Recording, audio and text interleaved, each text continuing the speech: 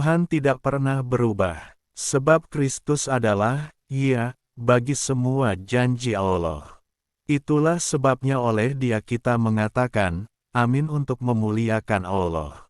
2 Korintus pukul 1:20. Alkitab menegaskan bahwa setiap orang percaya disebut sebagai anak-anak Allah, dan jika kita adalah anak, maka kita juga adalah ahli waris, maksudnya orang-orang yang berhak menerima janji-janji Allah, Roma pukul 8:17. Mungkin saat ini kita sedang gelisah, galau, putus asa, dan bertanya-tanya dalam hati, berapa lama lagi, Tuhan, Kau lupakan aku terus-menerus? Berapa lama lagi Kau sembunyikan wajah-Mu terhadap aku? Mazmur 13:2. Seringkali kita mempertanyakan janji-janji Tuhan yang berkenaan dengan pertolongan, pemulihan, pembelaan, kesembuhan, dan kemenangan. Kita berpikir bahwa kita sudah melakukan bagian kita, tapi mengapa Tuhan belum juga menunjukkan tanda-tanda untuk menggenapi janji-Nya dalam kita? Yosua menegur keras orang-orang Israel demikian, berapa lama lagi kamu bermalas-malas, sehingga tidak pergi menduduki negeri yang telah diberikan kepadamu oleh Tuhan, Allah nenek moyangmu. Yosua 18:3. Sesungguhnya tanah perjanjian sudah disediakan bagi bangsa Israel, tapi mereka tidak mau membayar harga untuk melangkah menduduki negeri tersebut. Kemalasan, ketidaksabaran, ketidaktekunan, kekhawatiran, ketakutan, keraguan, atau persungutan yang kita tunjukkan adalah hal-hal yang menjadi faktor menghalang bagi kita untuk mengalami penggenapan janji Tuhan, padahal janji Tuhan itu sudah disediakan bagi kita. Nabi Habakuk pun mengingatkan kita, sebab penglihatan itu masih menanti saatnya, tetapi ia bersegera menuju kesudahannya dengan tidak menipu, apabila berlambat-lambat, nantikanlah itu, sebab itu sungguh-sungguh akan datang dan tidak akan bertangguh. Habakuk 2:3. Tidak ada janji yang Tuhan berikan kepada umat-Nya yang tidak Ia genapi. Tuhan yang dahulu berjanji kepada Abraham atau Yosua adalah Tuhan yang sama yang juga berjanji kepada kita, bahwasanya Aku, Tuhan, tidak berubah, dan kamu, Bani Yakub, tidak akan lenyap. Maleakhi 3:6. Di segala keadaan, sebab semua orang yang menantikan Tuhan takkan mendapat malu, baca Mazmur 25:3. Yesus Kristus tetap sama, baik kemarin maupun hari ini dan sampai selama-lamanya. Ibrani 13:8. Ikan memuntahkan Yunus. Lalu berfirmanlah Tuhan kepada ikan itu, dan ikan itu pun memuntahkan Yunus ke darat. Yunus pukul 2:10. Dari darat ke laut, dari laut ke pusat lautan, bahkan ke dunia orang mati, dan terakhir dari dalam pusat lautan kembali ke darat. Ikan besar yang menelan Yunus adalah media Allah yang di dalamnya terpadu hukuman atas penolakan Allah tetapi juga kuasa untuk menahan kematian, kepastian bahwa kuasa Allah itu besar. Kuasa Allah itu melampaui logika manusia. Ikan yang menelan manusia dan tinggal di pusat lautan tetapi manusia yang di dalam perut ikan itu tidak mati adalah perkara yang sangat tidak masuk akal. Iman harus diterima sebagai sesuatu yang di atas akal manusia. Sikap manusia membuat perputaran roda kehidupan bergeser dari darat ke laut bahkan ke dasar laut, ke dunia orang mati. Tetapi kasih Allah mengembalikan manusia ke darat, kuasa firman Tuhan pun didengarkan oleh ikan.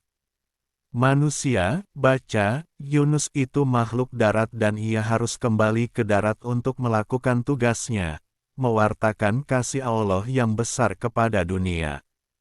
Karena kita ini buatan Allah, diciptakan dalam Kristus Yesus untuk melakukan pekerjaan baik, yang dipersiapkan Allah sebelumnya. Ia mau, supaya kita hidup di dalamnya. Efesus pukul 2:10. Kristus, pemegang kendali hidup, dan Kristus telah mati untuk semua orang, supaya mereka yang hidup, tidak lagi hidup untuk dirinya sendiri, tetapi untuk Dia, yang telah mati dan telah dibangkitkan untuk mereka. 2 Korintus pukul 5:15. Setiap waktu kita diperhadapkan dengan banyak pergumulan, salah satunya adalah pergumulan bagaimana agar kita hidup benar dan berkenan kepada Tuhan. Kita bergumul untuk menaklukkan keinginan daging, tapi seringkali kita tidak berdaya dan kalah, karena pada dasarnya, roh memang penurut, tetapi daging lemah. Matius 26:41. Selama keinginan daging kita begitu dominan, maka langkah hidup kita sepenuhnya akan dikendalikan oleh daging. Rasul Paulus menegaskan, sebab barang siapa menabur dalam dagingnya, ia akan menuai kebinasaan dari dagingnya, tetapi barang siapa menabur dalam roh, ia akan menuai hidup yang kekal dari roh itu. Galatia 6:8. Sebagai seorang Kristen, kita adalah pengikut Kristus. Kamus Webster juga mendefinisikan orang Kristen sebagai orang yang mengaku percaya kepada Yesus sebagai Kristus. Barang siapa mengatakan bahwa ia ada di dalam Dia, ia wajib hidup sama seperti Kristus telah hidup. 1 Yohanes 2:6. Artinya hidup kita sudah seharusnya meneladani Kristus dengan menempatkan Dia sebagai pemegang kendali hidup kita. Pertanyaan, siapakah yang selama ini mengendalikan hidup kita? Diri sendiri ataukah Kristus? Jika Kristus yang mengendalikan hidup kita, maka semua akan tampak jelas dari buah-buah yang kita hasilkan. Sebab setiap pohon dikenal pada buahnya. Lukas pukul 6:44a.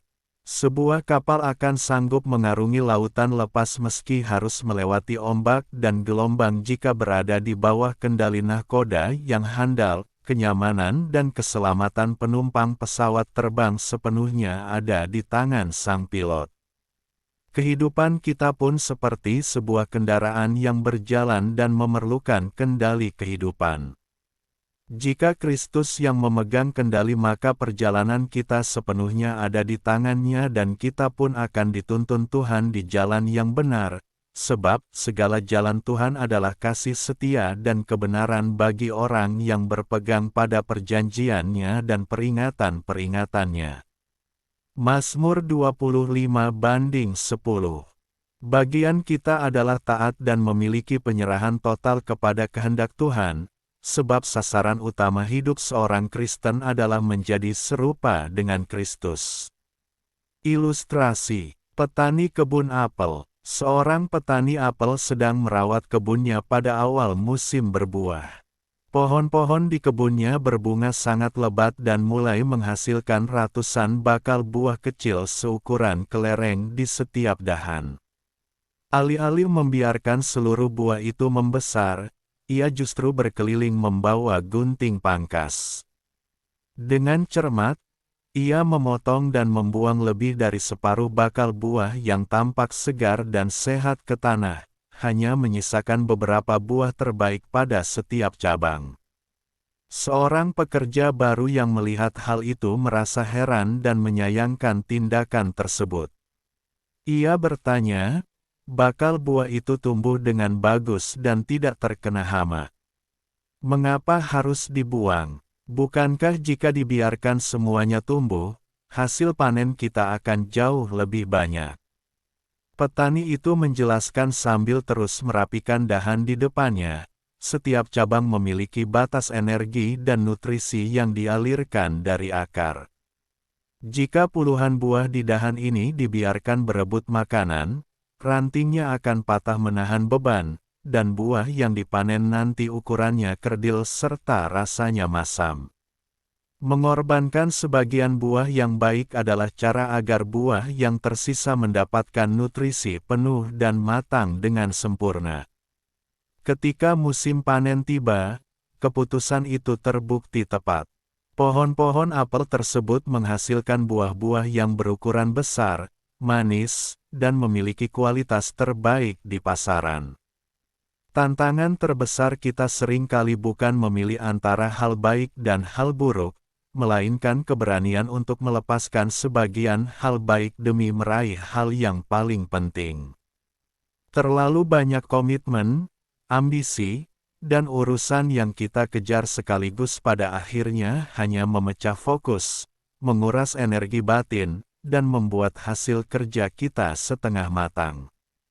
Menjaga hidup tetap bertumbuh secara sehat menuntut kerelaan untuk menyaring aktivitas dan berani berkata, tidak, pada hal-hal yang sekadar menyita waktu. Ketika kita memusatkan tenaga dan perhatian pada hal-hal yang benar-benar esensial, hidup kita akan menghasilkan dampak yang bernilai tinggi dan tidak mudah rapuh di bawah beban yang berlebihan. Setiap ranting padaku yang tidak berbuah, dipotongnya dan setiap ranting yang berbuah, dibersihkannya, supaya ia lebih banyak berbuah. Yohanes 15:2